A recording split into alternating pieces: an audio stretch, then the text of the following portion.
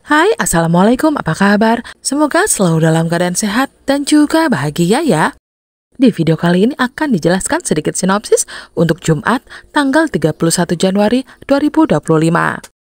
Namun sebelum itu, buat teman-teman yang baru bergabung, jangan lupa like, subscribe, dan nyalakan tombol loncengnya agar tak ketinggalan video terbaru selanjutnya. Terima kasih banyak buat teman-teman yang sudah subscribe dan like video ini. Semoga teman-teman semua selalu diberikan kesehatan dan rezeki yang melimpah. Amira masih terisak di sudut kamarnya, membiarkan air mata mengalir tanpa bisa dihentikan. Samsak yang baru saja ia buat dirusak oleh Aksa tanpa sedikit pun memikirkan usahanya. Ia menahan rasa amarah dan kecewa yang membuncah di dadanya. Bukan hanya karena Samsak itu, tetapi karena Aksa telah mengabaikan keinginannya untuk menjadi kuat. Untuk bisa melindungi dirinya dari segala kemungkinan buruk yang bisa terjadi. Ia pun segera meraih anak kucing yang meringkuk di sudut ranjangnya. Menggendongnya erat seolah ingin membagi segala kegundahannya.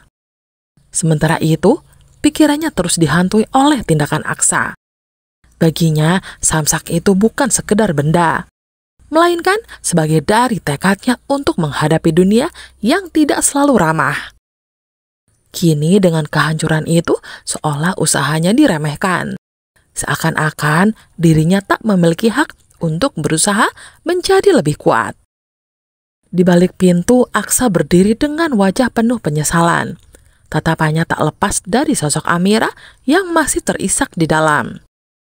Dalam hatinya, ia hanya ingin memastikan Amira dan bayi mereka tetap aman.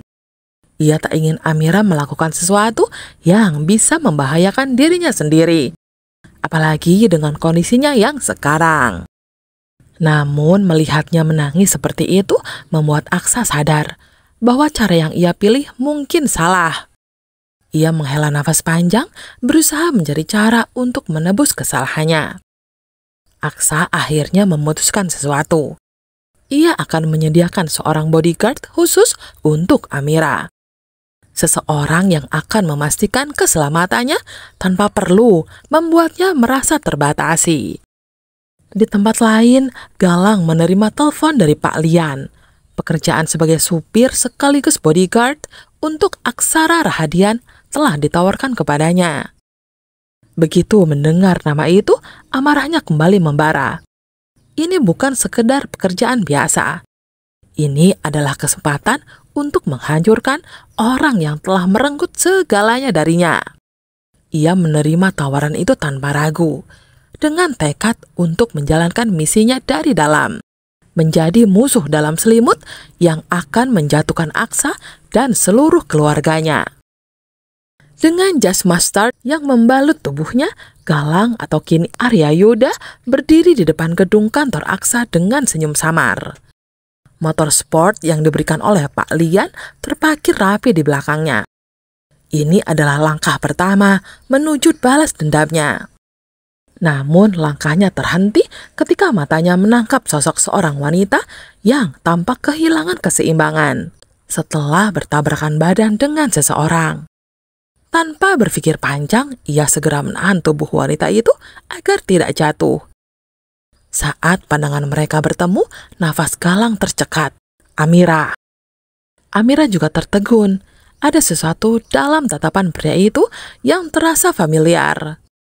Tetapi ia tidak tahu dari mana rasa itu berasal. Detik-detik itu terasa begitu panjang, seakan waktu membeku sejenak. Sementara itu dari kejauhan, Aksa melihat kejadian itu dengan tatapan penuh tanya. Namun di balik keheranannya, ada sesuatu yang mengusik hatinya. Rasa tidak suka melihat pria lain menyentuh Amira.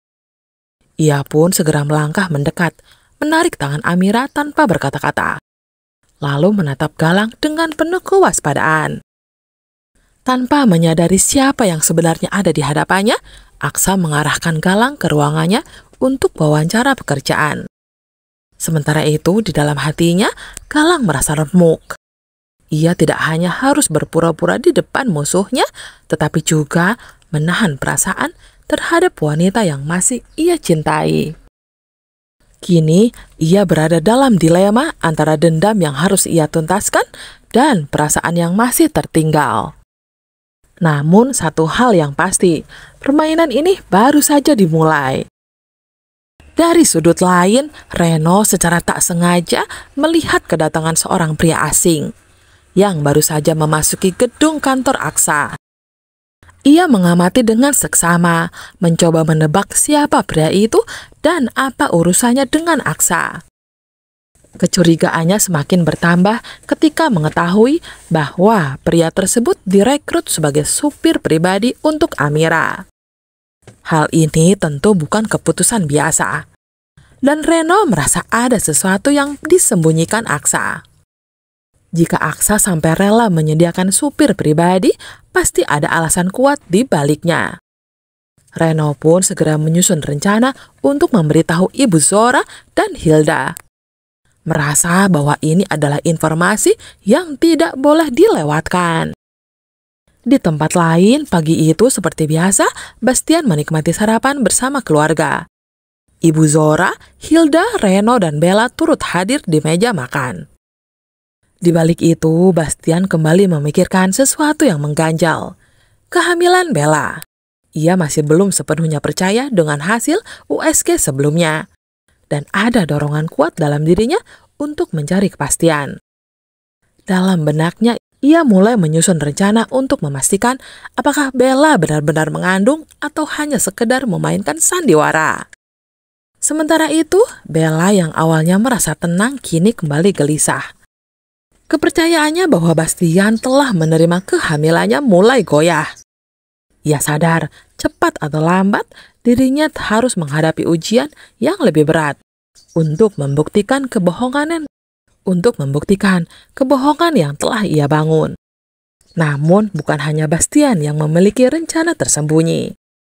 Ibu Zora yang tampaknya percaya dengan kehamilan Bella justru memiliki tujuan lain.